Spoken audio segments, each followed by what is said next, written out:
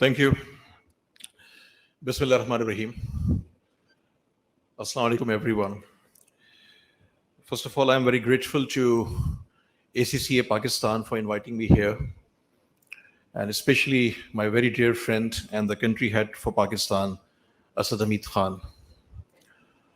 My association with ACCA is very long, and we worked very closely in last 1 decade. My friend Sajid Aslam, my friend Ayla Majid, Asad, Hamad, and my friend Noman is here also now.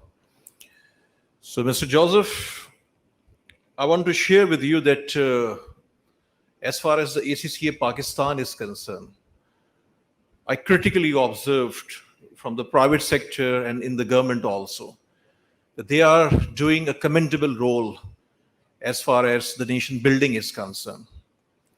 They work for the outreach, and outreach in multiple dimensions, outreach for engaging the young talent of Pakistan, outreach for corporate sector, outreach in the government, and they work for the policy making in different ministries and different regulators. I think they deserved appreciation, not only from Pakistan, but globally.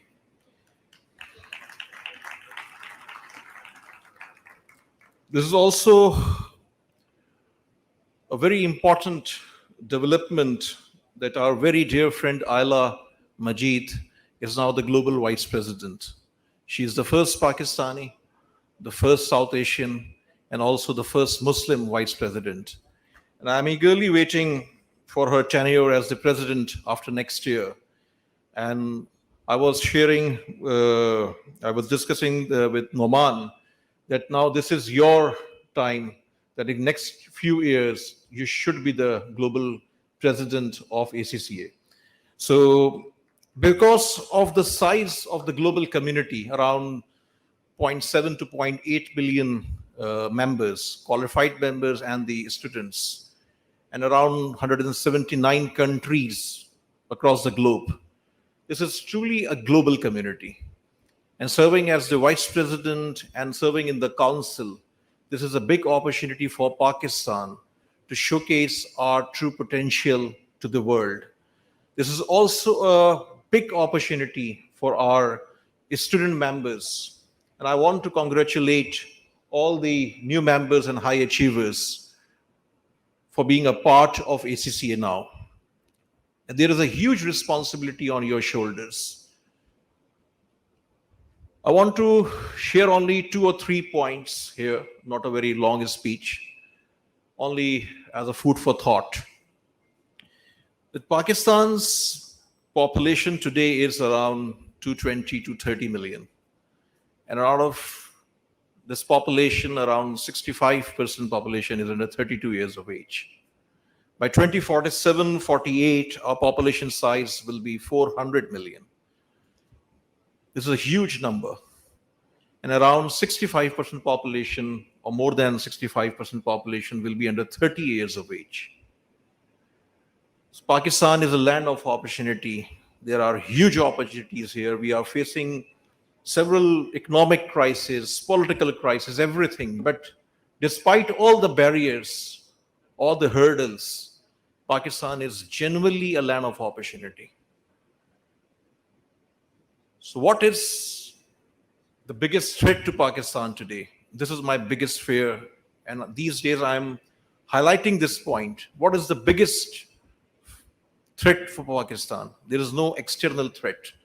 The biggest threat to Pakistan is over 25 million kids out of school.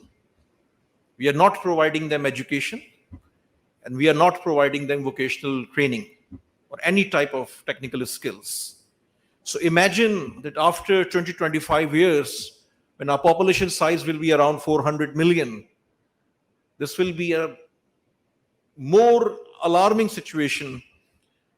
And this is up to us actually, that how we will convert this population size and how we can transform these students, especially out of school kids all over Pakistan, into an asset. So ACCA is also a platform where you are doing the finance work, accounting work, but as a responsible organization, ACCA Pakistan, with the help of the global community. And I urge my friend Joseph to please focus with ACCA Pakistan leadership to do the advocacy work, to build the pressure on the government, on the decision makers, for the policy making, to engage these 25 million kids out of his school for the vocational training and for education. I worked in the government and I was a technocrat minister. I was not part of any political party. And after working in the government, I decided that I will never join any political party. This is my belief. Because I observed in last many years, after working in the government and closely with the government also, when I was in the private sector, I'm still working with the government. Now I'm working with the Saudi government also for some investment projects and also with Uzbekistan and Kazakhstan.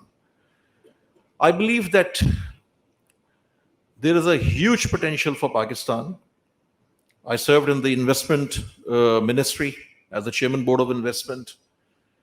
Pakistan's today's FDI inflow is around $3 billion, under $3 billion in fact. And this year I'm expecting around 2.6 or 2.7 billion dollars.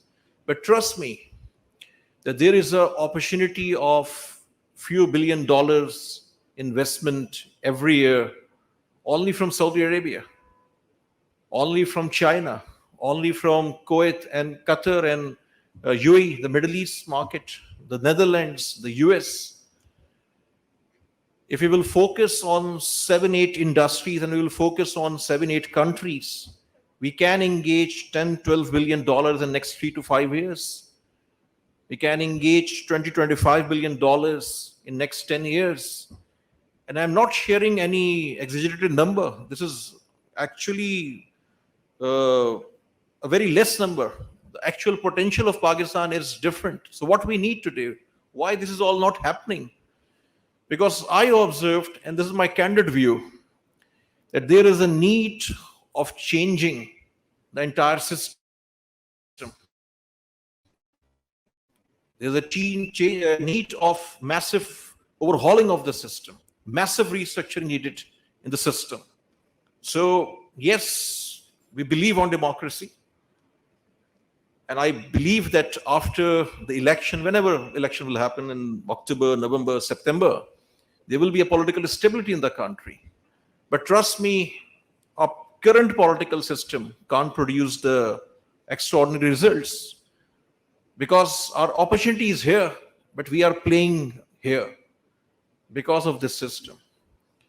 So this is a big question, but despite all these challenges, I urge all the new members of ACCA, the youth of Pakistan, to believe on this country. When I was part of the government, every day we witness, we experience opportunities and opportunities and opportunities. And of course, every day we felt pain. We were angry every day when I was in the office because of the many hurdles and all. But it's up to us again. So I'm optimistic that our youth, our future generations are capable enough to utilize these opportunities. Maybe my generation or my older generation failed to transform this country as a prosperous country. But it's still, after 70 years, despite all the hurdles, we are in a position that we can transform this country. I'm now 47, not out. And since my childhood, I'm listening that Pakistan is at the crossroad. I personally hosted several seminars or dialogues or talks or sessions or webinars or conversations on Pakistan at the crossroad. And today, still Pakistan at the crossroads. So, current challenging environment is sometimes very depressing for everyone. whether you are a student, whether you are in the business, whether you are working somewhere, this is sometimes very challenging because of the inflation and the economic crisis. And economic crisis is genuine. But trust me, we are facing all these challenges since last few decades.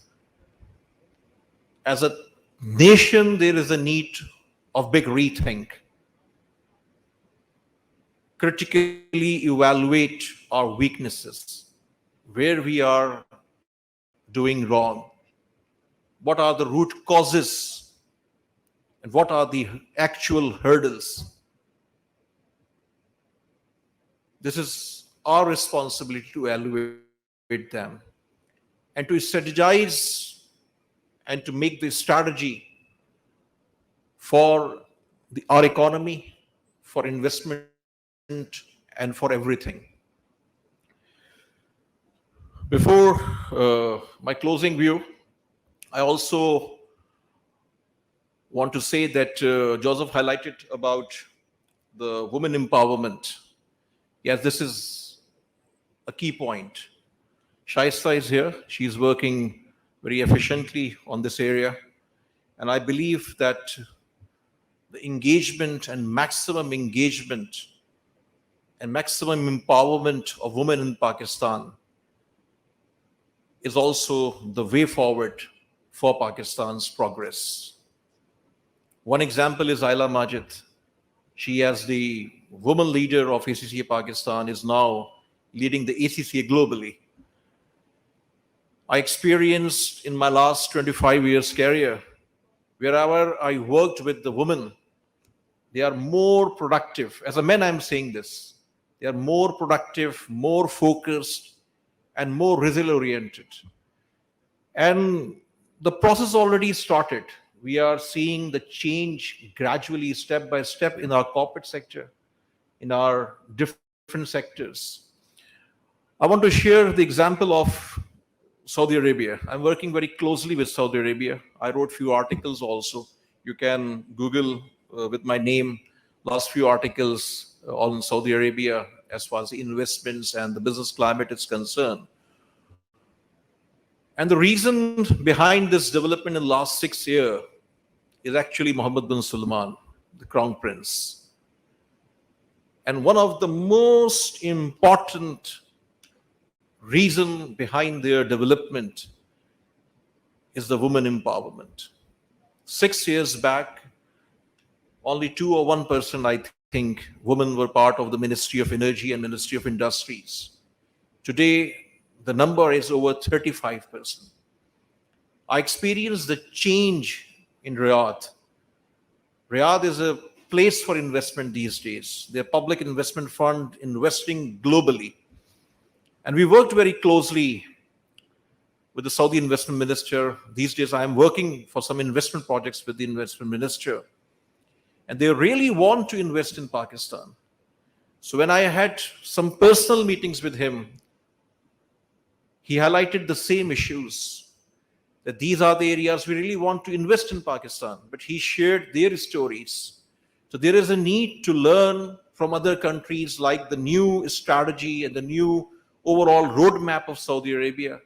There is a need to learn from Uzbekistan, from Kazakhstan, the small countries, how they are transforming their countries, how they are facilitating their investments, how they are changing their economy. So there is a need of complete overhauling, but same time there's a need of complete study of all these countries. And everywhere, including Uzbekistan, including Kazakhstan, including Saudi Arabia, where we are working, I'm working personally, I saw one change: women empowerment. So this is key for Pakistan's progress also. In the end, I again grateful to ACCA for inviting me here. And thank you everyone for your patience. Pakistan Zindabad.